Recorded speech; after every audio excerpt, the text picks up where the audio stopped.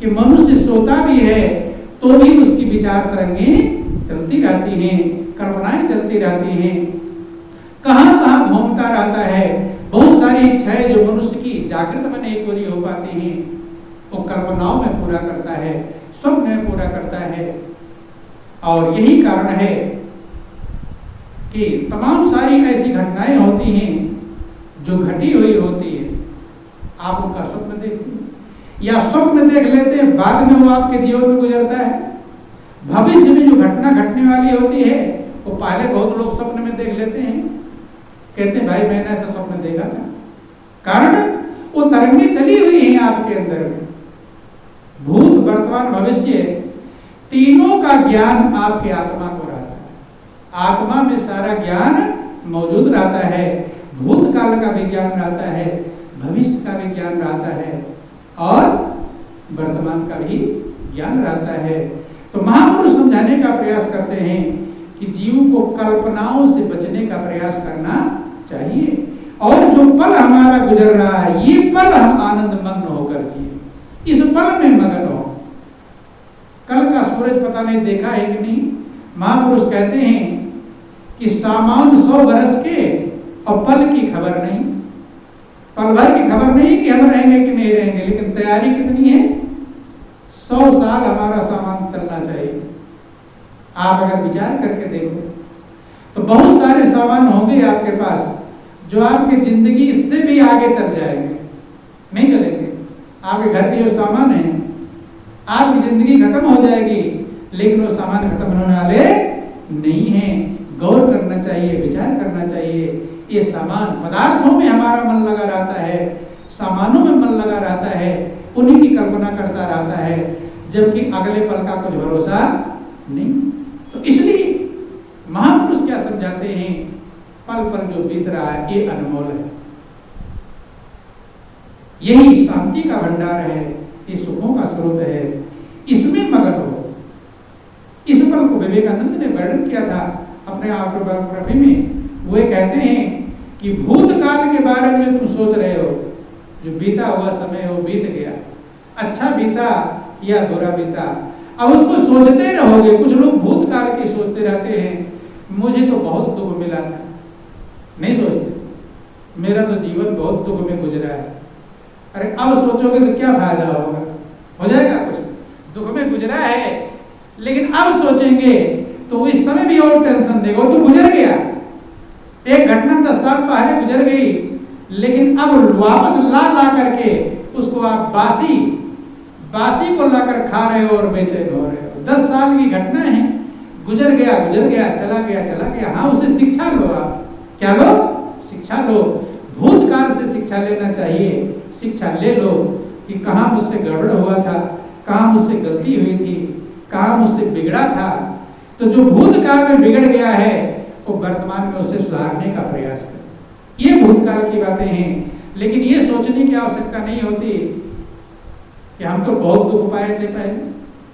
बचपन से ही बहुत लोगों को आप सुनते हैं कि हमें तो भगवान ने बचपन से दुख दिया है।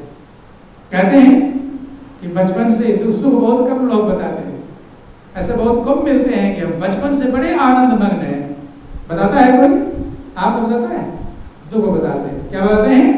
दुख बताते हैं। दुख को हाजिर किए रहते हैं, असुख को पीछे किए रहते हैं। ध्यान देना, अपना गिल लेना। कभी सुख ज्यादा आपको मिला है या दुख ज्यादा मिला है? क्या ज्यादा मिला है? कितना भी ज्यादा दुख पाया होगा तो भी उसका सुख ज्यादा रहेगा। दुख दिखाई पड़ता है और सुख दिखाई नहीं पड़ता। अरे सबसे बड़ा सुख है, सबसे बड़ा कृपा है आपको मनुष्य का चोला।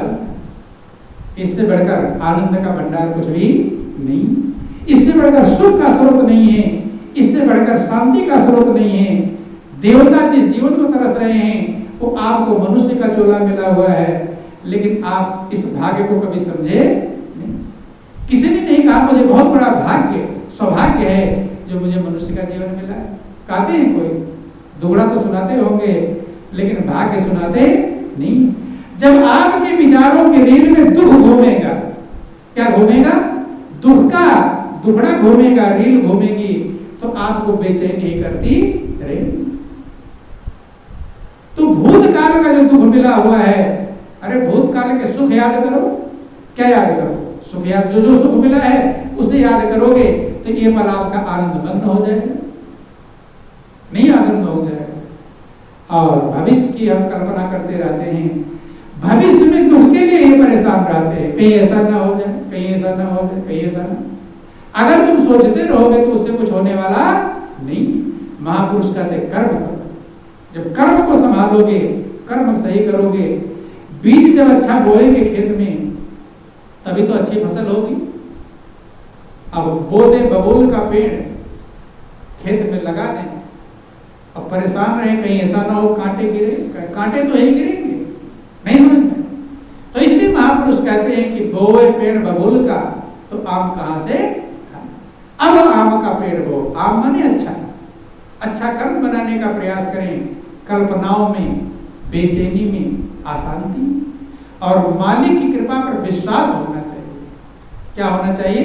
विश्वास। इतनी बड़ी परमात्मा ने कृपा किया है, सुंदर मनुष्य का जीवन दिया, अकल बुद्धि दिया, खाने पीने की व्यवस्थाएं दी। कोई भी हमारी समझ से ऐसा नहीं होगा जिसको ये सोचना पड़ता होगा, देखो पक्षी हैं, जानवर हैं, आज खा लिए,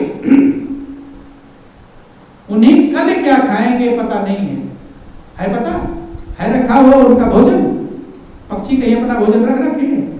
नहीं रखे। कल कहां मिलेगा ये उन्हें पता नहीं, लेकिन चाह चाह करके उड़ रहे हैं। कोयल कितना मीठा गीत गाता है? कितना सुंदर गीत गाता है, कितना चाह चाहते हैं। सवेरे सवेरे जब सुंदर पक्षी बोलते हैं, चिड़ियों की चहचहाट आप सुनते हैं तो आपका दिल खुश होता है कि नहीं खुश होता है? वो मगन है कि नहीं? वो मगन है, गीत गा रहे हैं। ये पता नहीं खाना कहाँ मिलेगा, पता है? नहीं मालूम है। मालिक के भरोसे। किसके भरोसे हैं? मालिक के, प्रभु के भरोसे हैं। प्रभु ने आज जो दे दिया खाकर मगन हो गए, कल फिर देगा, कल मगन होंगे। उन्हें विश्वास, विश्वास बहुत बड़ी चीज है, विश्वास की बहुत बड़ी कीमत। देखो एक छोटा सा बच्चा होता है ना, बच्चे को माँ ऊपर हवा में उछालती है, उछालती है, ऊपर उछाल देती है, लेकिन बच्चा एक बार डर तो जाता है, लेकिन उसे विश्वास होता है कि माँ पकड़ेगी। विश्वास खिलखिला कर हंसता है। कैसे हंसता है? खिलखिलाकर। एक बार सुरका तो लगता है ऊपर जब हवा में जाता है, लेकिन वो खिलखिला कर हंसता है। विश्वास है कि माँ मुझे गिरने नहीं देगी, माँ मुझे पकड़ लेगी। जब एक बालक को अपनी माँ पर इतना विश्वास है तो हमें प्रभु पर होना चाहिए कि नहीं होना चाहिए? लेकिन प्रभु पर भरोसा नहीं, विश्वास। महापुरुष कहते हैं कि जब हम हाथ पैर हिलाने के लायक नहीं थे, जब हम माँ के गर्भ में थे, तो उस मालिक ने हमारी संभाल किया था, वहां भी खुराक पहुंचाया था, वहां भी जीवन दायिनी पावर दिया था, शक्ति दिया था, जिंदा रहने की व्यवस्थाएं दी थी। तो अब तो हाथ पैर दिया है, अब तो अकल बुद्धि दिया है, अब तो बहुत सारे सामान दिए हैं, अब नहीं देगा, अब भी देगा। लेकिन अब हम अपने भरोसे हो गए। किसके भरोसे हो गए? अपने भरोसे। तब प्रभु के भरोसे थे तो पूरी उसकी जिम्मेदारी थी। अब हम होशियार बन गए, अब हम समझदार बन गए, तो अब प्रभु कहता है अब निपट लो। अब होशियार बने ही गए हो, और इसीलिए जीव प्रभु को भूल जाता है क्योंकि मैं होशियार हो गया हूँ। तो भगवान कहते अब निपट लो, होशियार हो ही। और निपटते निपटते पूरी जिंदगी बेचैनी बीत जाती है, हमारी जिंदगी निपट जाती है, खत्म हो जाती है, लेकिन हमें शांति प्राप्त नहीं। तो महापुरुष कहते हैं विश्वास, रामायण लिखा गया कि बिन विश्वास भगति नहीं, और तेरी द्रमई न राम कृपा बिन सपने हो जीवन विश्राम।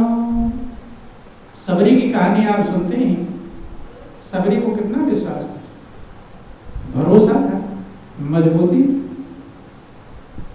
गुरु महाराज जी ने सबरी के गुरु महाराज जी मतंग ऋषि थे। उन्होंने शरीर छोड़ते समय ये सबरी को बता दिया था कि तुम यहां अभी रहो। क्योंकि जब गुरु मतंग ऋषि शरीर छोड़ने लगे तो सबरी ने प्रार्थना किया कि हे गुरु महाराज जी, आप ही मेरे माता पिता भाई बंधु कुटुंब परिवार सब कुछ आप ही हैं, और आप जब इस संसार से जा रहे हैं तो मैं भी शरीर छोड़कर चल रही हूं। क्योंकि सबरी इतनी महान बन गई थी, अपनी इच्छा से शरीर छोड़